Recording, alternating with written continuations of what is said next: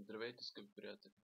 Сега ще ви покажа как да си свалите програма за снимане на клипове. Ето и програмата днес. Сега ще ви покажа. Така. Отваряме Google Chrome.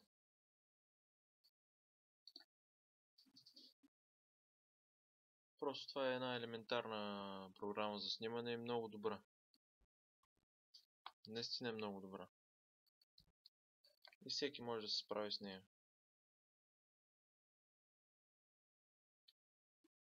Ето я. Bandicam. Ето е тук всъщност. Така. Това е програмата. Теглите от тук. Инсталирате. Инсталирането става за 5 минути. И това е програмата. Ето е програмата. Правите една иконка. И всичко в нея е на български всъщност. Няма нещо, което да ви затруднява. От тук правите къде да се, в коя папка да се запазят клиповете. Избирате по какъв начин. И дали автоматично се стартира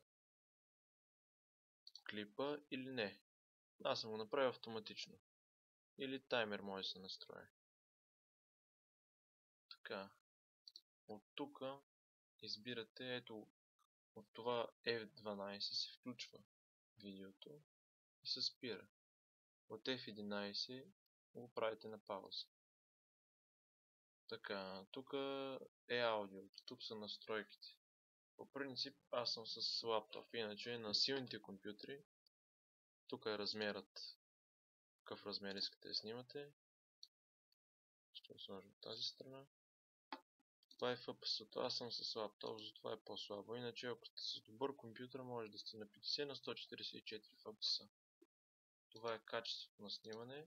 Аз не съм с максимално, за да мога да снимам по-добре. А това е честотата на звука. Аз съм с най-висока честота, за да може минимални частици да се записват. Така. Това е тук. Това са изображения. Това е високо качество. И това е като цяло.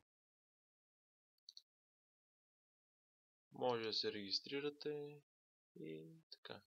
От тук може да снимате игри. Но сега не може. Това е HD камерата. Това е папката, където.